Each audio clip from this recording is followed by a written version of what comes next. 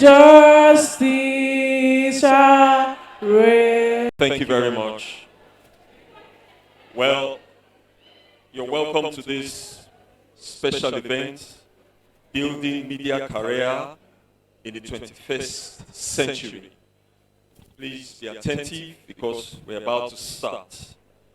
I'd like to begin by introducing the principal officers of the school.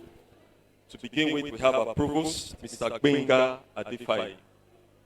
It gives me a great honor and privilege to welcome our distinguished lecturer, Mrs.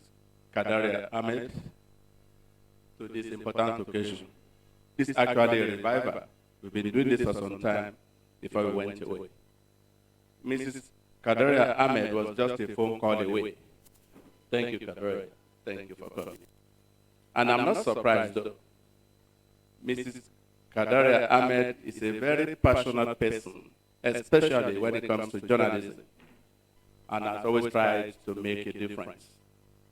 She has been very impactful since our first meeting while she was at Bicourtney, I hope I remember, doing public relations, before she went on to be the editor of 234 Next newspaper. Kadaria is passionate about public service journalism. As a result, she has created and anchored programs through which she has set the agenda for national conversations on significant issues and even influenced policy. These include the first edition of Radio Now's Urgent Conversation with the theme, The Fierce Urgency of Now, Tactics and Strategies to Pull Nigeria from the Brink, featuring participation of stakeholders in government, private sector, and the general public. Kano, she's a Chevening scholar. Ladies and gentlemen, please join me in welcoming a mother, an international and national journalist, a woman of substance, a great Amazon. Thank you. I was 7 years old when I decided I was going to be a journalist. I grew up listening to the BBC because my parents were avid BBC listeners. In the North, at that time, this was our sort of staple source of news. So literally, as you're getting ready for school in the morning, 6 o'clock, your parents would have the radio on.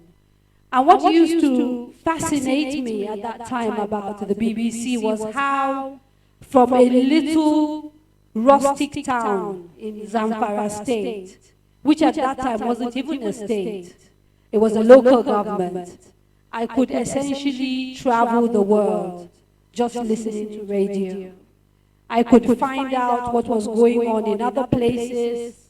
I got a sense of what the people there were thinking, and essentially could imagine myself in those places. And I found that really, really exciting.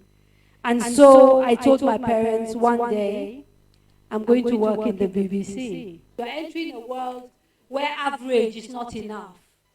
And the reason is simple. You are not competing with only people in this classroom. You're not only competing with people in Nigeria, you're competing with people in India. Because the workplace, particularly for some of the work that we do, has become global. So when you see a job, and I'll tell you why this matters, because if you want a sustainable media career, but the thing that matters is knowledge. If you don't know, you can't tap into it, which is why I kept talking about making sure that the knowledge you have is not limited to the classroom. You must, thank you. You must take responsibility for educating yourself outside these four walls and accessing. You also need to plug into your sector. So if there are associations for people who work in PR, in marketing, starting from the student ones, please plug in. Because often that is where you find people who've utilized those opportunities and they can guide you. Mentorship matters. You can't do it alone. Excellence sometimes depends on you having helpers in the industry who can help you navigate some of the difficulties that they went through. If somebody already has knowledge that can save you from trouble, then why not? So, in a media company and you are vexed because they won't want to pay you a salary. They will rather just give you an ID card and tell you to go and source for news. So most journalists end up depending on brown envelopes to survive. So I'm glad that you explained how you make money and we saw different ways. My question is, how are the employers, what are those things they are putting in place to accommodate our trades? Because this is something that comes with what we offer. What are the employers putting in place to accommodate us? Thank you. Now, we are in a world that everything is technology. And I, as a person, data is my limitation to read wide. In the sense that you want to read globally, you want to watch things on YouTube, you want to do Zoom meeting, and you want to gain knowledge wild. But data now is expensive. Is there a way that there can be a contribution for like youth to access Wi-Fi or free Wi-Fi in a particular space? You are never going to be in a place where everything you need is handed to you on a platter of gold. And I repeat, you are a generation that is extremely lucky because you do have all the information in a way that is accessible and not very expensive. 2 reasons. Institutions of higher learning by their nature are supposed to be places where you can experiment, where you can expand your horizon beyond what already exists. That is how we grow knowledge. Through creativity, through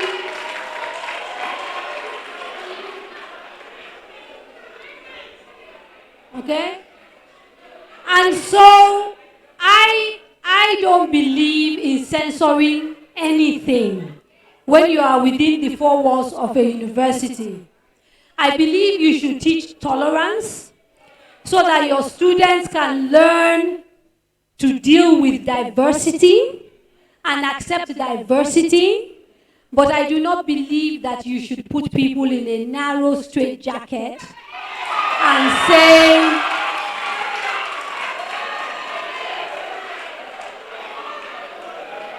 say everybody has to behave in a certain way.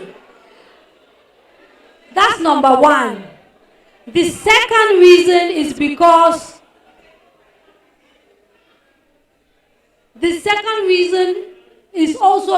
diversity is itself critical to learning. Okay? The ideas that a person who believes in a hijab will come up with are likely to be very different from the ideas that someone who has orange hair is going to come up with. And so there's a way in which the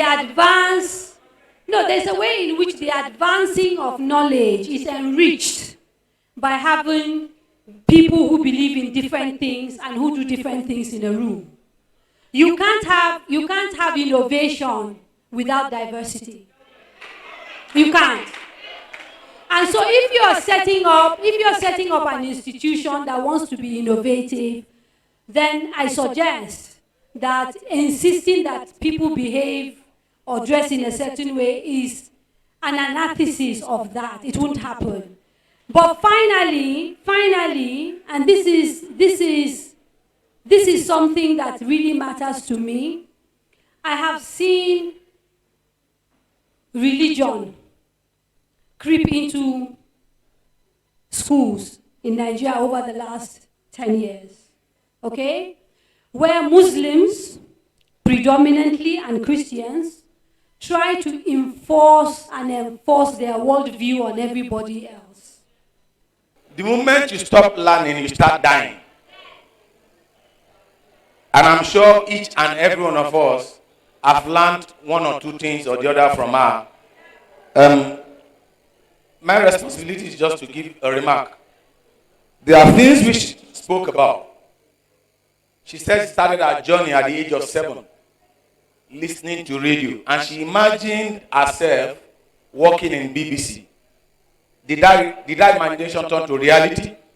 The question for you is, what is your imagination? There is no doubt that she is a media icon, a communicator par excellence. In fact, we all are updated from her lectures. On the part of the students, she taught us how to maximize our opportunities. Thank you all. Thank you very much, sir. Please, we've come to the end. There will be. Thank you very much. Thank you very much. We've come to the very end. We're about to take the second stanza of the national anthem. Great lofty heights attain to build a nation where peace